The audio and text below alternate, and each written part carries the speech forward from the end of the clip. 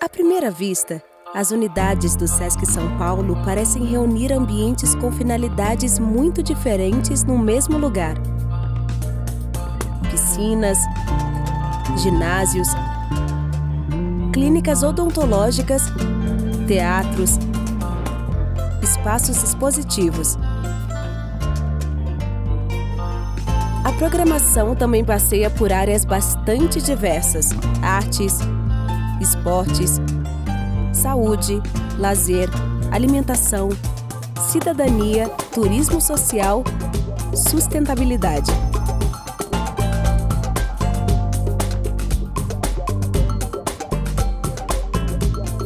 Programas tão variados buscam o bem-estar das famílias dos trabalhadores do comércio de bens e serviços e do turismo.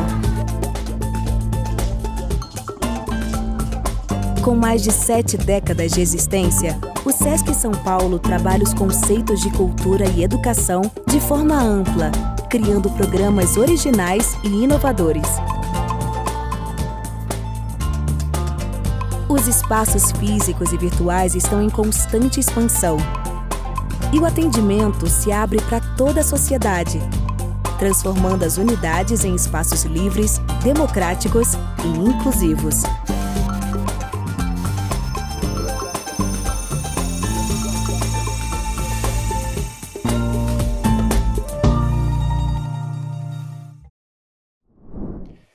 Olá, eu sou Chico Mendonça e hoje damos sequência ao ciclo de debates 120 anos de Érico Veríssimo com sua neta, Fernanda Veríssimo, filha também de Luiz Fernando Veríssimo, o nosso querido escritor, também outro expoente da literatura brasileira. Seja bem-vinda, Fernanda, sejam a todos que nos acompanham aqui, sejam bem-vindos. E vamos então, Fernanda, dar início à nossa conversa? Vamos lá, Chico. Tá certo.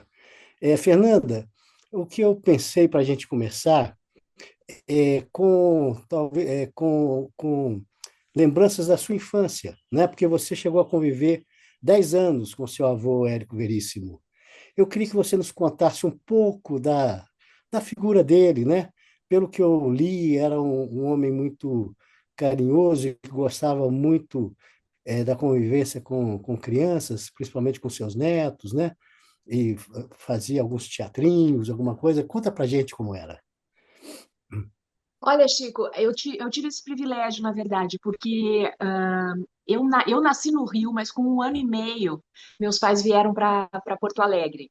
E isso é uma outra história a ser contada ainda, porque meu pai tinha ido para o Rio, a ideia deles, eu acho que era para ir para a Inglaterra, ser diretor de cinema, enfim, tinham sonhos. Assim, acabou ficando no Rio, conheceu minha mãe, e quando eu nasci, estavam quebrados. Meu pai tinha tentado ser comerciante, imagina, que realmente não era a vocação dele. E deu tudo Acho que errado, não. e daí deu tudo errado, e meus avós aqui em Porto Alegre disseram: escuta, por que tá passando trabalho no Rio? Venham para cá, tem uma casa grande e tal. E foi o que eles fizeram, me trouxeram para Porto Alegre, e a partir daí eu morei sempre aqui nessa casa, onde eu tô agora, de onde eu tô falando, do escritório do meu avô, aliás. E a gente ficou sempre aqui, meus irmãos nasceram aqui, e quando meu avô faleceu, eu tinha 10 anos, então nós convivemos bastante, apesar de que eles viajavam muito, porque iam visitar os netos nos Estados Unidos também, passavam longas temporadas, mas nós sempre moramos, então, nessa casa, que é uma casa. A casa é um personagem, na verdade, é uma casa fantástica, que eles foram aumentando aos pouquinhos, é uma casa meio labiríntica, no bairro de Petrópolis, em Porto Alegre, uma casa deliciosa que tem então as memórias do meu avô, da minha avó, dos meus pais, e eu tive esse contato, esse convívio com eles, com os dois, com Érico e Mafalda durante 10 anos, e depois essas memórias do meu avô, que era de fato um homem muito afável, muito carinhoso, uma presença muito, muito boa, dentro da casa. essas minhas memórias dele se misturaram um pouco com as memórias da minha avó, porque minha avó ainda viveu quase 30 anos depois que meu avô morreu. E viveu com a gente, né? E a Mafalda era uma pessoa fantástica também, assim, uma companhia maravilhosa, cheia de amigos, muito, gostava do seu esquinho no final da tarde, recebia as amigas, até, às vezes as pessoas perguntavam, Dona Mafalda, posso ir aí tomar um chá com a senhora? Ela dizia, você pode tomar um chá, eu vou tomar o meu esquinho do final da tarde. Então, era uma casa sempre muito movimentada, muito cheia de gente, e isso eu tive o privilégio de acompanhar. Eu li achando muito interessante, porque seu avô tinha, ao mesmo tempo, um perfil mais reservado, que eu acho que seu pai herdou dele, né? E mais ao Sim. mesmo tempo, a hora que fosse que chegasse visitas querendo conhecê-lo, ele parava o que estava fazendo para receber, né? Parece que tinha muito da sua avó nessa também nessa disposição, essa disponibilidade sempre, né? Sim, tinha tanto isso de receber os amigos, principalmente à noite, sexta à noite, sábado à noite, a sala ficava cheia, e de pessoas diferentes, de fato, tanto leitores que realmente batiam na porta e acabavam entrando, quanto de amigos, outros escritores, muitos artistas, né, que vinham. Mas isso da casa, dessa movimentação da casa, que continua até hoje, continua depois também com o meu pai, por mérito da minha mãe, é verdade, né? Que é assim, é uma pessoa formidável também, um talento social inacreditável. Aham. Então manteve essa tradição da família. E na época do meu avô, eu me lembro disso mesmo, de estar da casa tá cheia, tá sempre entrando alguém, e não necessariamente pessoas conhecidas, né, ou autores ou celebridades, mas muitas vezes leitores realmente que batiam na porta. Eu me lembro de ônibus, de chegar em ônibus na porta e, sei lá, alguém que estava vindo do Paraná, um grupo, e batia na porta e acabava entrando. Isso realmente parece mentira, mas acontecia mesmo. Acontecia e de vez em quando ainda acontece. E eu fico imaginando quer dizer, o reservado Érico, no meio do seu trabalho, compondo os seus cenários, os seus personagens, e de repente tendo que parar tudo porque chegou um ônibus do Paraná, né? E Isso. ele tinha essa flexibilidade. Eu imagino que eu, no lugar dele, ia ficar mal-humorado. Sim, ele tinha. Eu acho claro que era uma coisa controlada principalmente pela minha avó, né? Que eu acho que fazia esse papel de leão de chácara, de uma certa forma, né? Da casa. E meu avô era uma pessoa regrada para escrever. Então, eu tenho certeza que havia momentos em que isso não aconteceria, né? Eu não sei muito bem quando que ele trabalhava, mas eles tinham o horário certo de caminhar, porque depois que ele teve um infarto, acho no final dos anos 50, início dos anos 60, que foi um milagre ele não ter morrido, na verdade, ele foi muito disciplinado depois disso para se manter vivo. Eu acho a ideia era essa, né? O objetivo era esse. Então eles caminhavam muito pela cidade, juntos, realmente pernadas assim pela cidade, com Diariamente, né? regularidade, sempre, sempre, todos os dias eles faziam isso. E ele comia muito, muito bem, cortou sal, esse tipo de coisa. Nisso ele foi muito disciplinado e no trabalho eu acho que ele era também, algumas horas por dia em que ele trabalhava e daí não tinha interrupção. Mas em outros momentos realmente era uma casa muito, muito movimentada e ele recebia, não falava muito de fato, mas recebia com cordialidade todo mundo, isso eu me lembro. Aham. Quem que eram os escritores, os artistas mais presentes, mais próximos nessa época? Olha, aqui, aqui em casa que eu me lembro, muitos gaúchos, né, amigos gaúchos que vinham aqui, ele tinha um amigo fraterno, Maurício Rosenblatt, que foi um editor maravilhoso também, um homem cultíssimo e de quem eu me lembro com muito carinho, como um outro avô, de uma certa forma, o Maurício e a Luísa, que frequentavam muito, muito a casa. E pessoas, eu me lembro que era uma época em que tinha trupes de teatro, né? Tinham turnês. Então, o Paulo Otran vinha e passava um mês, às vezes, na cidade, né? Com peça todos os dias, com espetáculo todos os dias. A Fernanda Montenegro vinha e ficava longas temporadas também. Então, esses grupos frequentavam muito a casa também, porque eram grupos que estavam em Porto Alegre por muito tempo e acabavam usando a casa como QG, né? Então vinham Aham. para cá. Isso eu me lembro bastante dessa movimentação. E nos últimos anos da vida do meu avô, ele já não saía muito, não ia muito a teatro. Ele gostava muito de música, né? Mas eu estava mais ouvindo em casa. E eu me lembro de coisas incríveis, como o Vinícius de Moraes e o Toquinho fizeram o show que estavam fazendo num teatro na cidade, fizeram aqui na sala de casa, né? Vieram, trouxeram para o Érico o show. Uhum. Clara Nunes e Paulo Gracindo, eu acho, tinha um espetáculo, não quero estar dizendo bobagem, mas eu acho que era brasileiro, Profissão Esperança, um espetáculo que Sim, circulou muito. lindo. Né? Fizeram aqui também, na sala de Ah, casa, pro vô, porque ele não estava indo ao teatro para ver. Então, são memórias incríveis realmente dessa movimentação cultural dentro da casa. E políticos também, né? sim, Tinha muitas visitas, que esses sim batiam na porta ou eram trazidos por amigos. Então, sim, sim. essa movimentação toda cultural e política eu me lembro bem. É. E tinha Mário Quintana, que eles eram muito amigos, né? Sim, sim, o Mário também. O Mário, eu acho que eu já não me lembro tanto dele, porque ele também estava mais retirado, eu não me lembro tanto dele vir em casa. Eu acho que eles se encontravam mais na rua, teve um tempo que se encontravam mais, mas o Mário também, uma figura adorável, maravilhosa. Sim.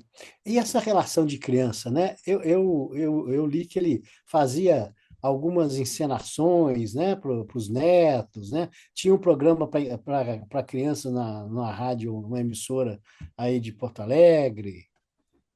Sim, ele tinha um programa de rádio, acho que nos anos 40, em que ele contava histórias. Eu acho que histórias improvisadas, na verdade, que Sim. depois acabaram virando a literatura infantil do vô, que foi toda mais ou menos feita num mesmo período, do final dos anos 30 até o final dos anos 40. Então, Rosa Maria no Castelo Encantado, o Urso com Música na Barriga, o Elefante Basílio, As Aventuras do Aviãozinho Vermelho, enfim, tem toda uma série que depois foi publicada, que eu acho que ele foi criando na rádio, né, como locutor de uma série, criador e locutor ao mesmo tempo.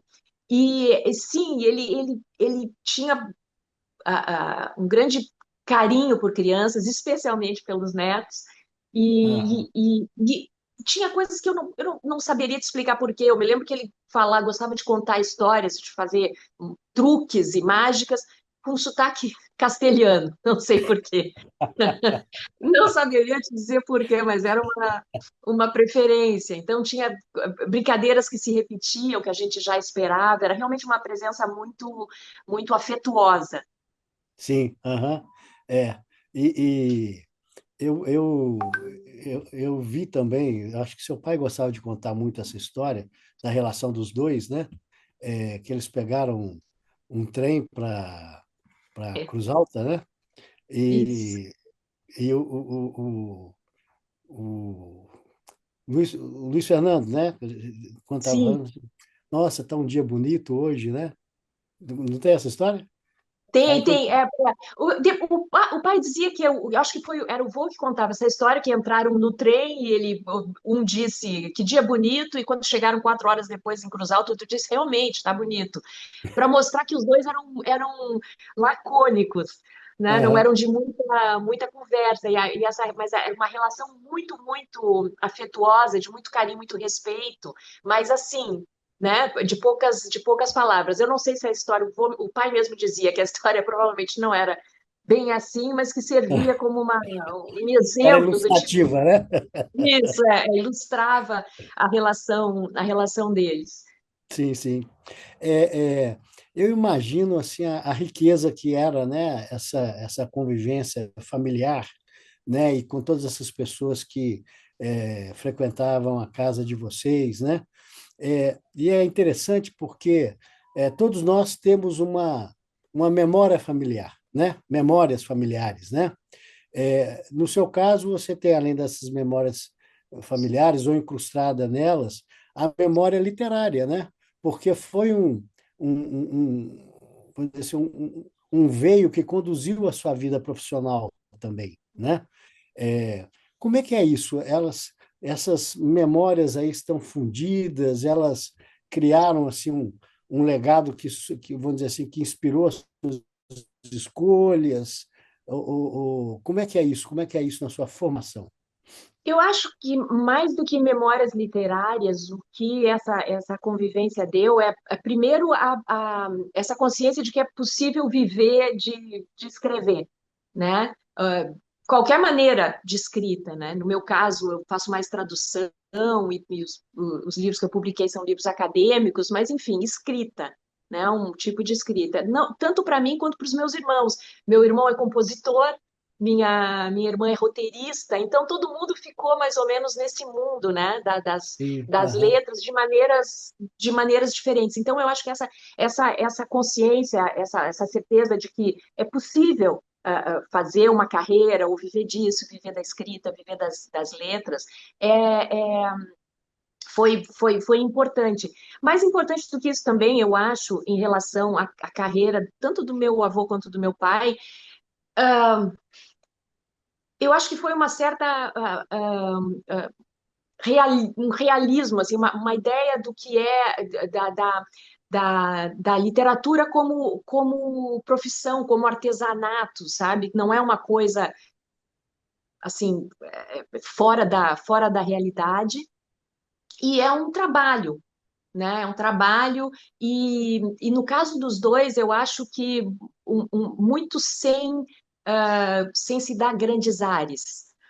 Sabe, eram duas pessoas muito tranquilas, que de maneira nenhuma se achavam celebridades, né, e que não se deixavam tratar assim, eu acho. Então, eu acho que isso, essa falta de dramaticidade também foi importante, de não se dar grandes ares, grandes importâncias, não se levar tão a sério assim. Eu acho que isso tanto para o trabalho quanto para a vida pessoal é fundamental, né, essa compreensão da literatura e do trabalho de escritor como um trabalho, né? Uma coisa a qual você tem que se dedicar, enfim, é, para qual a técnica, a datas, né? Você tem que entregar. aham. Então, eu acho que Eu isso para acho, mim foi bem importante também. eu acho isso fantástico, Fernanda, porque seu avô foi o primeiro escritor a conseguir viver de literatura no Brasil. Ele e Jorge Amado, né?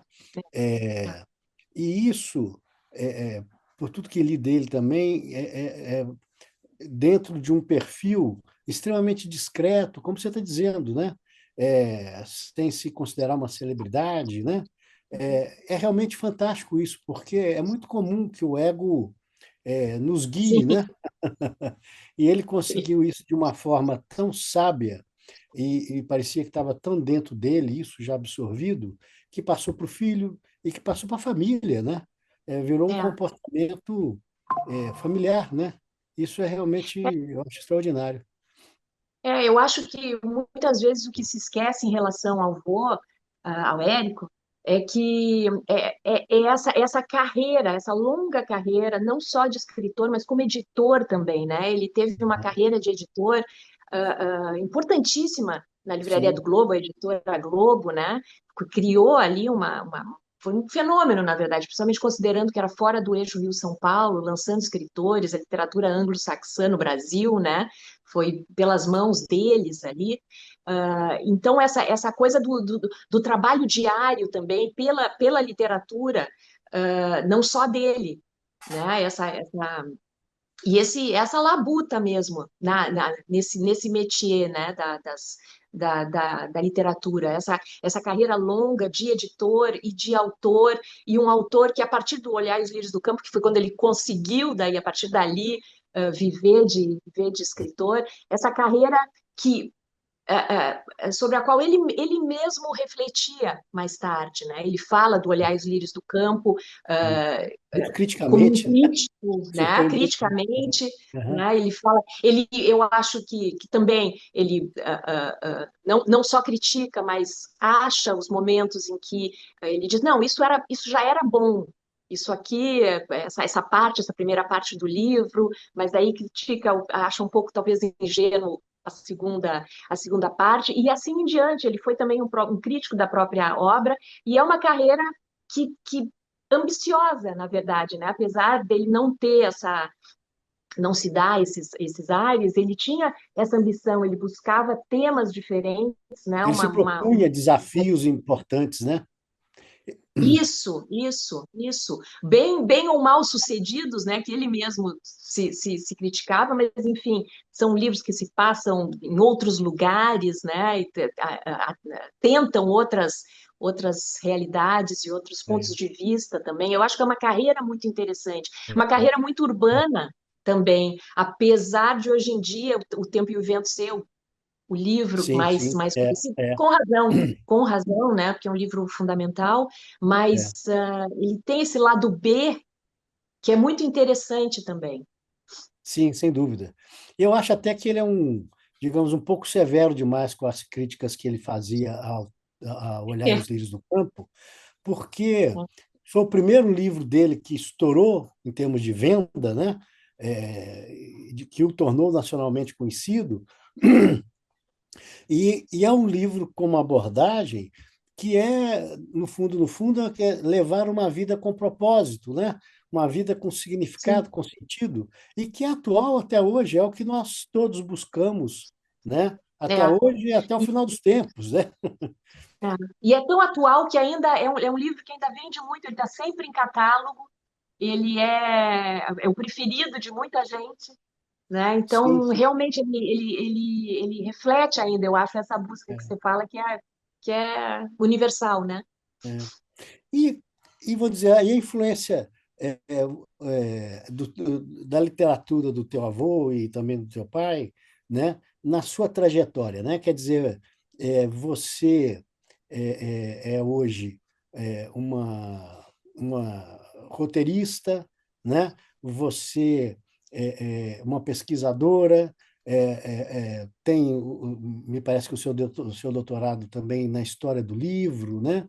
É, É, então, quer dizer, tem uma produção acadêmica muito grande também, e um livro como roteirista de uma história em quadrinhos, né, A Batalha, né, junto com o Guazelli, né, que foi é. premiado, né? Então, quer dizer, a gente percebe, né, que tem como você já disse, né, uma influência muito forte, né, familiar, né, nesse aspecto, né? Eu queria que você contasse um pouco das suas escolhas aí do teu caminho. Eu acho que não foi muito consciente, assim, não, foi um pouco convoluta esse caminho, né? Eu viajei bastante, fiz outras coisas, mas sempre voltava para a escrita de alguma maneira, né? Mas principalmente acadêmica. Em relação à batalha, na verdade, é um episódio que eu acho importantíssimo e pouca gente conhece, que é o que é uma guerra de guerrilha, na verdade, em que finalmente os guaranis vencem os seus perseguidores, né, os bandeirantes e tal, e dão início, conseguem, com os jesuítas, iniciarem esse projeto das missões. E é uma história que eu achei, que eu conhecia, mas pesquisei mais quando estava fazendo a minha tese, que a tese é sobre livros impressos nas missões, justamente. Outra história pouco conhecida, porque nas missões havia uma prensa, havia tipos móveis e muitos livros impressos, alguns bem ambiciosos até, né, com gravuras e tal. E a minha tese foi sobre isso. Mas, claro, você começa a falar dos jesuítas, e Sim. só o que tem é fonte, né? Nunca vi escreverem tanto, é uma loucura. E daí você começa a entrar na história das missões, e tem esse episódio maravilhoso da batalha que eu sempre achei que daria uma aventura incrível, né? Contar essa história.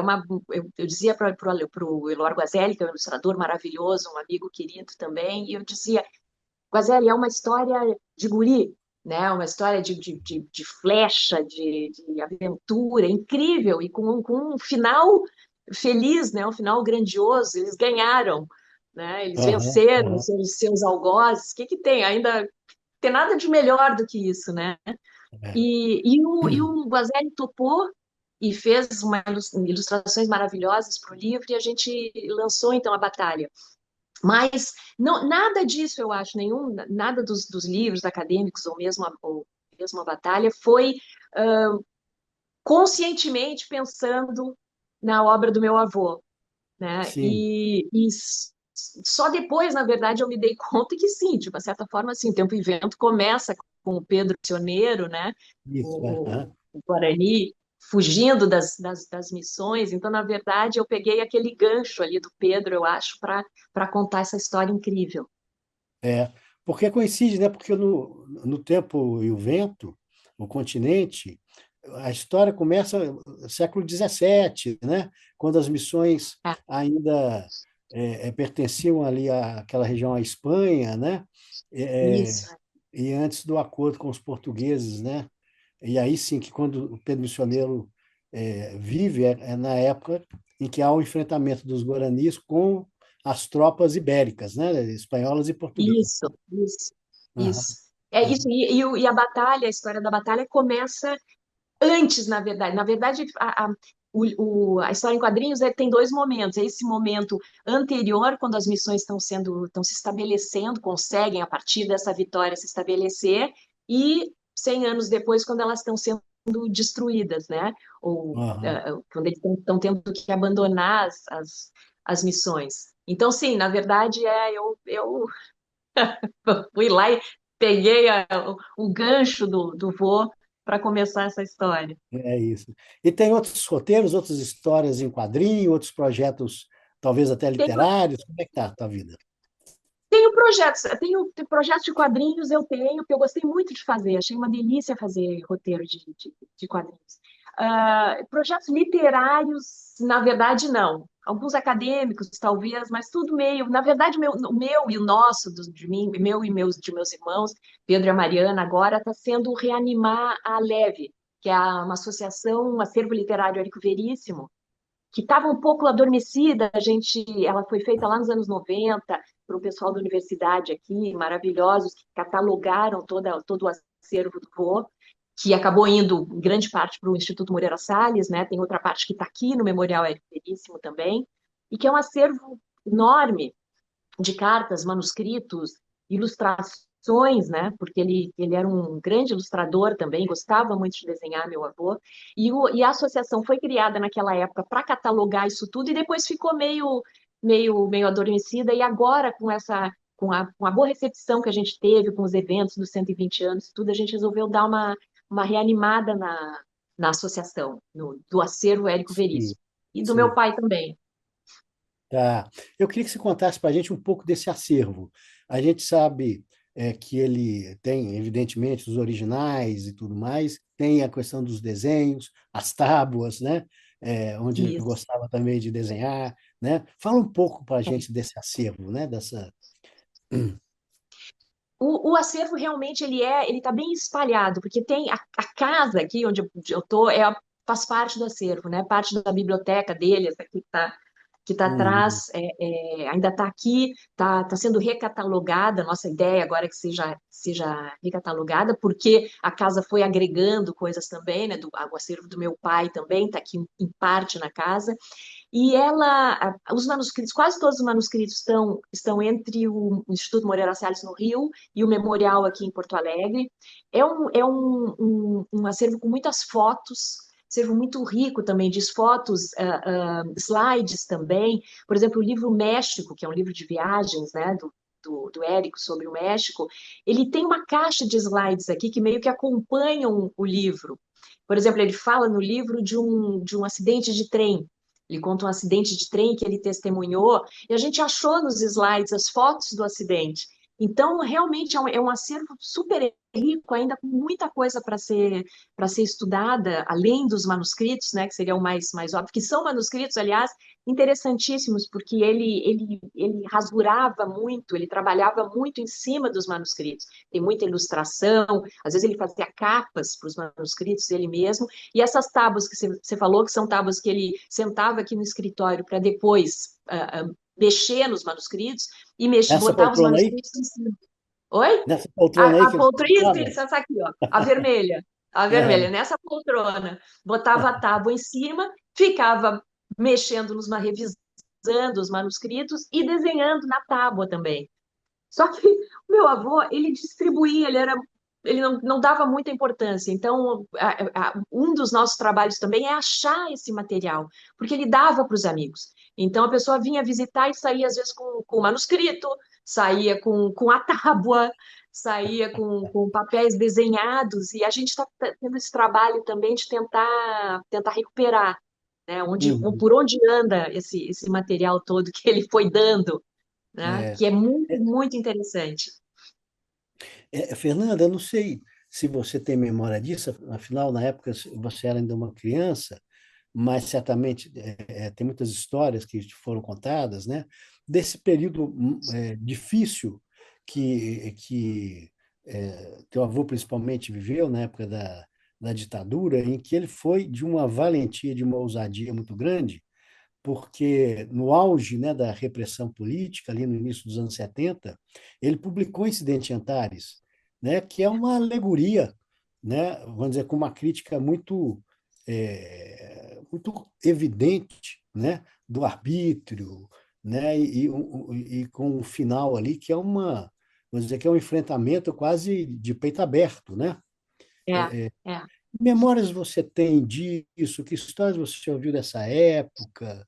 Eu, Enfim, conte um pouco para a gente disso.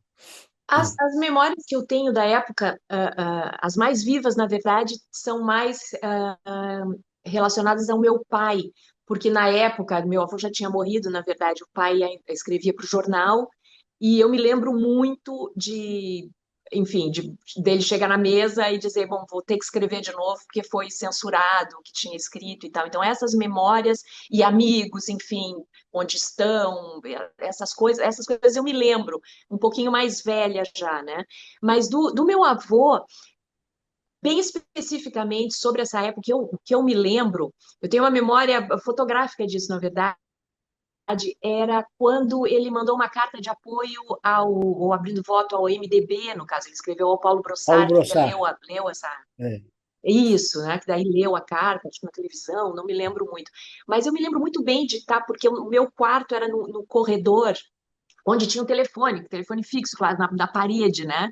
O corredor tinha Uhum. esse telefone, e eu me lembro que depois que essa carta foi divulgada pelo Brossard, naquela noite, o telefone não parava de tocar. Não parava de tocar. E eu me lembro, eu estava no meu quarto com a porta entreaberta, deitada, olhando para o corredor. E eu me lembro do meu avô passando, porque ele atendia o telefone, né? Pegava o telefone e eu me lembro que algumas vezes que eu ficava ouvindo só as respostas dele e entendendo que, sei lá, do outro lado alguém estava dizendo horrores, xingando, você não deveria ter feito isso e tal, pelas respostas dele, ou então, em grande maioria, claro, as pessoas ligando para agradecer, para conversar, para falar sobre o que tinha acontecido. Eu me lembro de me dar conta que era um momento importante, né, que aquilo tinha sido uma ação importante da parte dele, sem entender muito bem o que eu era, o que era, porque na época eu devia ter, não sei, 8, 9 anos, talvez, acho que 9 anos na Aham. época dessa carta. Então, essa memória eu tenho muito, muito clara. Além de Sim. visitas, né? Tinha políticos que visitavam bem ou que eram trazidos aqui, Aham. vices. Não sei se eu estou inventando agora, viu, Chico? Mas eu acho que me lembro de visitar, enfim, e políticos locais também, né? O Brossard, senador, na época, eu me lembro também. Aham. É interessante porque é, o Érico ele não tinha assim, uma vida partidária, né? Não era isso, né? Não era essa a praia dele, né? É, e pelo que li, assim, foi a primeira vez que ele entrou na política, assim mesmo, foi quando ele escreveu essa carta de apoio à candidatura do Paulo Brossard ao Senado. Isso. E era uma pessoa tão querida, né, no Rio Grande do Sul, que essa carta, pelo que eu li, assim, não havia lugar que você fosse no Rio Grande do Sul que essa carta não tivesse colada na parede, não tivesse na mão das Sim. pessoas, né? É, o que a gente É, percebe é a influência forte que ele teve. E o Paulo Brossard foi eleito, né? sim, foi. Não, a importância dessa carta é como eu te digo, eu me lembro, essas cenas que eu me lembro dele atendendo o telefone, respondendo as pessoas, meio que me deram essa dimensão. Eu me lembro na época, não entender muito bem o que estava acontecendo, mas entender que era uma coisa importante, um momento importante, uma tomada de posição importante, né? E realmente, o meu avô, e em razão disso, foi muito criticado de todos os lados, né? Por não se filiar, não ser filiado a esse ou aquele partido, não tomar uma outra decisão, enfim, se declarar sempre como um humanista, né? Que eu Sim. acho que era Uhum. que ele fazia questão de dizer, um social-democrata, digamos, né? Mas em razão disso, na verdade, houve ataques também de todos os lados, né? Eu me lembro dele tem uma história que chega a ser engraçada. Ele foi em razão do Resto é Silêncio, quando ele escreveu o Resto é Silêncio, ele foi denunciado pela igreja, por um jesuíta aqui em Porto Alegre, como Sim. obsceno, como, Aham. né? E que foi uma loucura, a cidade ficou dividida, era uma polêmica incrível. Então, por menos polêmico que ele tentasse ser, ao longo da carreira, ele acabou mesmo envolvido em polêmicas É. políticas. É. Mas, ao mesmo tempo, ele não se furtava a isso, né? Porque ele, como humanista, muito, nos livros dele ele foi muito, estava além do seu tempo, né? Você vê, por exemplo, o espaço que as mulheres ocupam na literatura do Érico é um espaço nobre, né? Um espaço muito importante, não só pelas personagens, né? Como Bibiana, Ana Terra, Maria Valéria, todas mulheres muito fortes, né? E no Olhar os Lírios do Campo, né? A Olívia era uma médica. Isso a gente está É, falando dos anos 30, né? é, É, eram raríssimas as mulheres que faziam medicina, né? é. Então, quer dizer, e por isso ele acabou também atraindo muita crítica, né, de uma parte mais conservadora da sociedade, que naquele ano era muito grande, né, em função disso, né? Não, não, sem dúvida. E eu acho que essa importância das personagens femininas na obra dele é bem reflexo da vida privada também, Sim, porque desde a mãe dele, Dona Megaí, que era uma personagem que poderia ter sido uma personagem de romance dele, né? Uma mulher austera, forte, que nos anos 20 em Cruz Alta, resolve se separar do marido, sim. que era né, o extravagante naquela cidade pequena, um homem que se vestia bem, que gostava de beber bem, aquele cara que era o amigo da soleira da casa para fora, era uma maravilha, como marido, um horror, né? Meio personagem também, sei lá, do Capitão Rodrigo, quem sabe, né? É. Uma Aquela personalidade muito sedutora, né? isso, sedutora, os amigos adoravam, era muito conhecido na cidade e tal. Enquanto isso, ela, na verdade, era quem segurava a casa, era a personagem e que decide se separar, né? Que foi um grande trauma na vida do meu avô, que ele mesmo dizia. Depois, a partir dali, foi a busca por reconstruir essa família, que ele Ah, conseguiu, né? Conseguiu na vida privada, de fato, conseguiu essa família que ele buscava, de fato, foi não só reconstruída, como toda junta, né? E junto nessa, sim, nessa sim. casa aqui, porque as É, pessoas, nós morávamos todos aqui, e na literatura dele, eu acho que é bem o reflexo dessas personagens femininas que o cercavam na vida real. Né? A minha avó, a Mafalda, que era uma maravilha também, uhum, tantas amigas, ele tinha muitas amigas também. sim. Então, e Aham. amigas escritoras, né? A Lígia Fagundes Telles, a Clarice Lispector, ele gostava das mulheres, né? É, é, é. Tem uma história que retrata muito ainda naquela época, assim, uma busca muito sofrida, né, de resgate até da figura do pai, né, que é a história dele levando o pai à estação ferroviária, né, Ah, e isso é uma loucura. a história da linguiça. Conta para gente essa história, eu acho tão bonita e é muito É, ilustrativa dessa busca, né, de é, recosturar os vínculos, né? não, é uma maravilha. Essa história é triste, Dava um filme italiano realista, assim, né? E, sem dúvida, Incrível, porque meu bisavô, então, o Sebastião, o velho Sebastião, como eles chamavam ele aqui, que era essa figura extravagante e tal, ficou meio sem rumo depois de separado, da mulher e resolveu ir para São Paulo. E ele tinha uma relação, então, conturbada com o meu avô, que ficava dividido entre os dois, tinha uma grande admiração por ele, mas, ao mesmo tempo, enfim, também se ressentia um pouco dessa, dessa extravagância dele na rua, né? E essa falta de presença na vida dele como filho, né?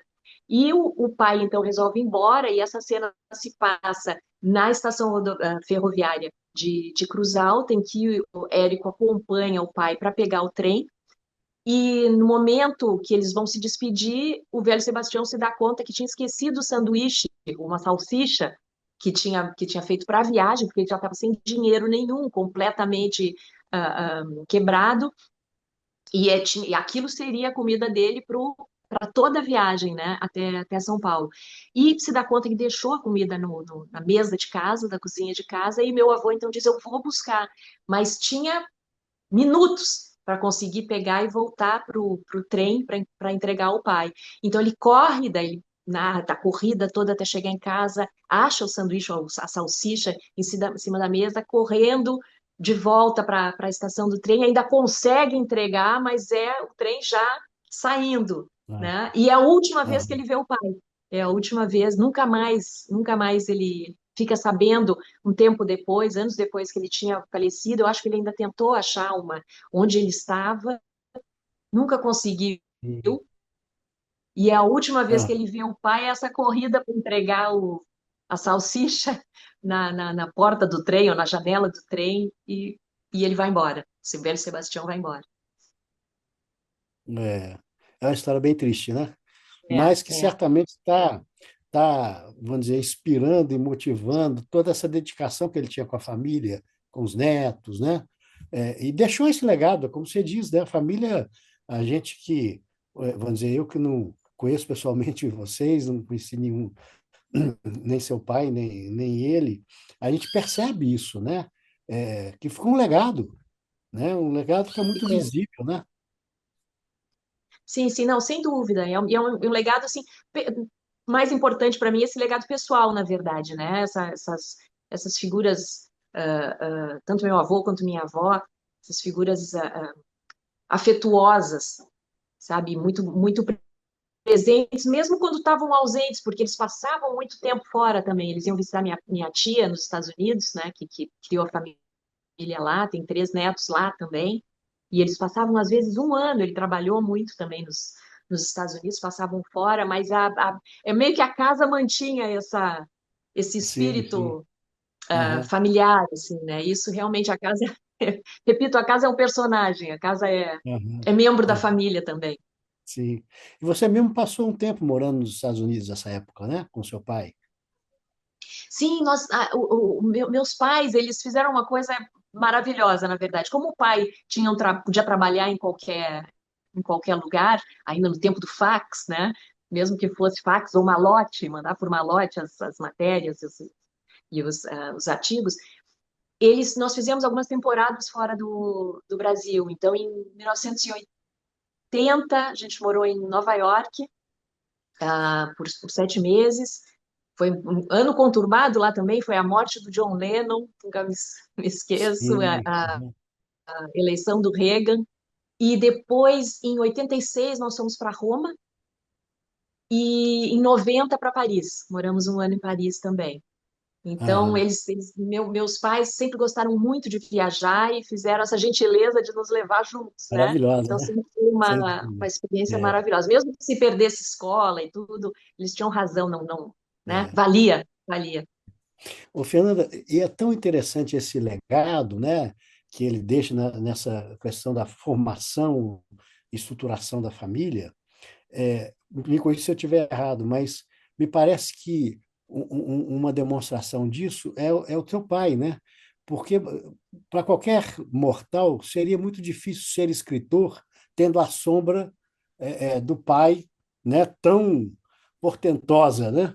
E mesmo assim, o Luiz Fernando conseguiu criar o seu espaço, né, de uma forma muito pessoal, com a sua personalidade própria, com a sua escrita maravilhosa própria, né, totalmente desvinculada, né, dos caminhos do pai, né? Como é que foi isso? Eu acho que é muito interessante, né, essa abordagem. É, pelo que eu sei, meu avô e minha avó também se preocupavam muito com o pai, né? Que dizia que a vocação dele era ser vagabundo, que realmente ia mal na escola. Tinha uma história engraçada também às vezes eles se encontravam na rua em horário escolar, mas a minha avó estava andando na rua, dava de cara com meu pai, que estava matando a aula. O professor de latim, que disse muito prazer quando ele foi para a prova, finalmente, um ano depois, no final do ano. Enfim, era um péssimo, péssimo exemplo. Péssimo exemplo. Sim. E eles se preocupavam, claro, porque eu acho que sabiam do talento dele, sabiam que ele, enfim, que era uma pessoa interessada, culta, era um grande leitor, meu pai, né? Todos eles, meu avô também, minha avó também, mas meu pai era um grande leitor. Mas se preocupavam porque enfim, não entendiam muito bem o que ia sair dali. E Uhum. tanto que ele foi para o Rio, aquilo que eu contei, né? Foi para o Rio porque queria ir para a Inglaterra, fazer cinema e tal.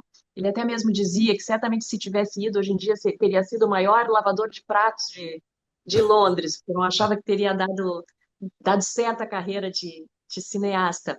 Mas enfim, havia essa dúvida na família, né? O que esse rapaz vai fazer. E foi bom que meu avô ainda viu o primeiro livro dele, né, o Popular, viu ser lançado.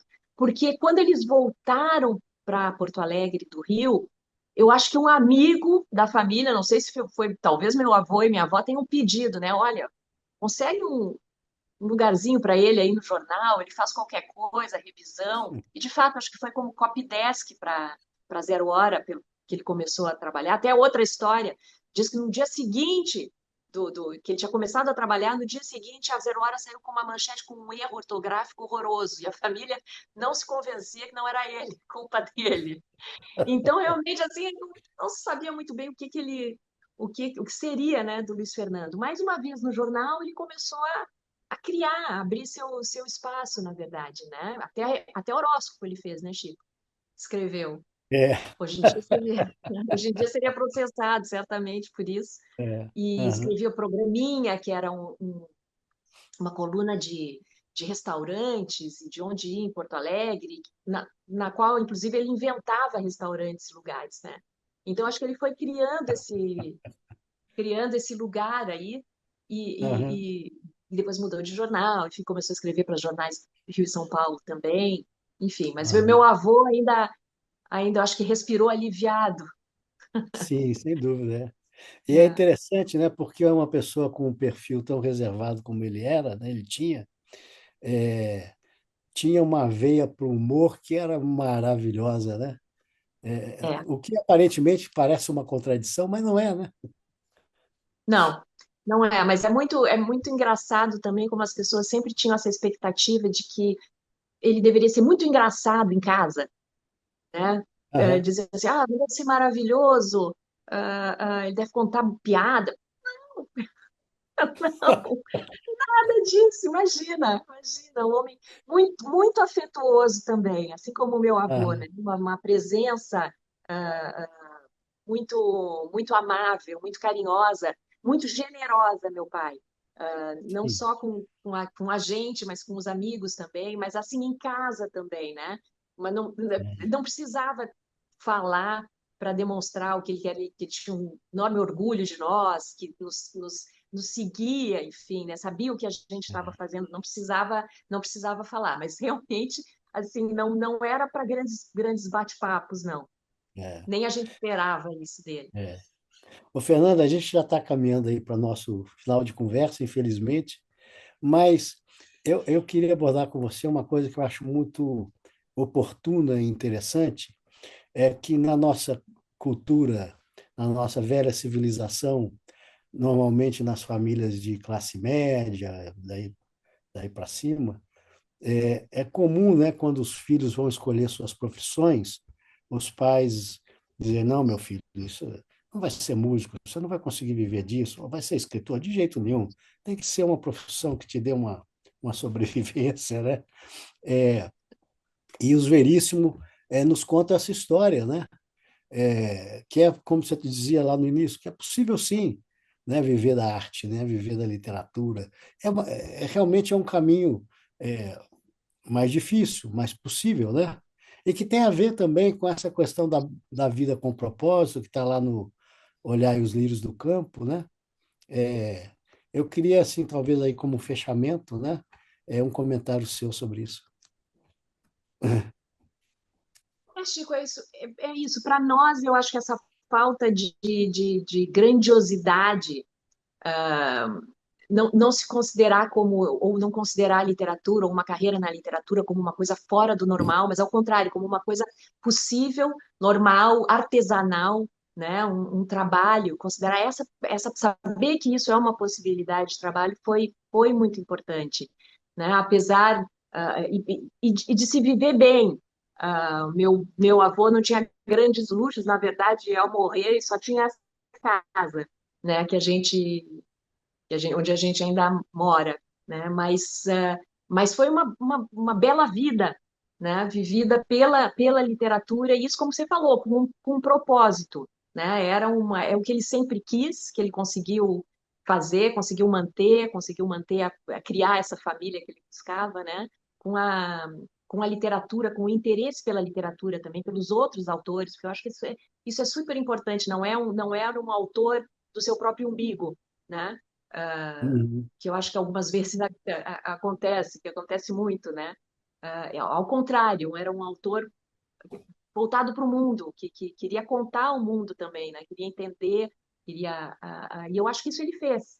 Ele fez É, essa carreira longa, uma carreira variada, né? E que com, com marcos incríveis, o Tempo e o Vento, eu sempre digo para as pessoas, o continente é maravilhoso, em geral as pessoas só leem o continente, não vão em frente, mas eu é, sempre é, recomendo, respirem fundo e vão em frente, porque tem essa genialidade de ter criado essa saga do continente, o continente são os espaços abertos, os grandes personagens, né? E depois, ao longo da trilogia, ele vai desconstruindo isso tudo, né? exatamente. É mais complexo do que as pessoas imaginam, né? Então, eu acho que esse artesanato, esse trabalho na, da literatura que ele fez ao longo de tantos anos é esse legado também, né? Não só para a gente, mas para os leitores, eu acho. É. Ele diz nessa entrevista, numa entrevista que foi famosa dele para Clarice Lispector, né? Na época que morava nos Estados Unidos, né? Em que ele diz isso que você está dizendo, é que ele não tinha grandes sonhos, digamos assim, grandes ambições na vida, então que ele estava muito satisfeito com tudo que tinha acontecido na vida dele, né? E com o que ele já tinha construído, porque era até mais do que ele tinha sonhado, né? É, e, ao mesmo tempo, em que estava voltado para o mundo, para os interesses do mundo, para o interesse das pessoas, né? Eu acho que isso compõe uma receita muito, esses dois aspectos, né? Uma receita muito efetiva, né? De se construir uma vida realmente com qualidade, com alegria de viver, né? É, é.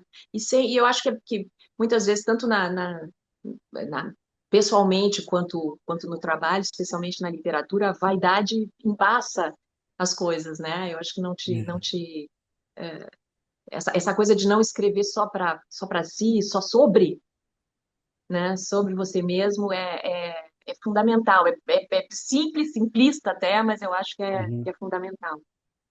Legal. Fernanda, muito obrigado. Infelizmente, nosso tempo está acabando, mas foi um prazer enorme conversar com você. Muito obrigado. Obrigada, Chico. Prazer é todo meu. É. Eu quero lembrar a todos que o ciclo de debates 120 anos de Érico Veríssimo tem uma série de outras entrevistas e conversas interessantes que todos podem acessar, né, aqui pelo site. Agradeço a todo mundo, agradeço a você mais uma vez e até a próxima. Obrigada.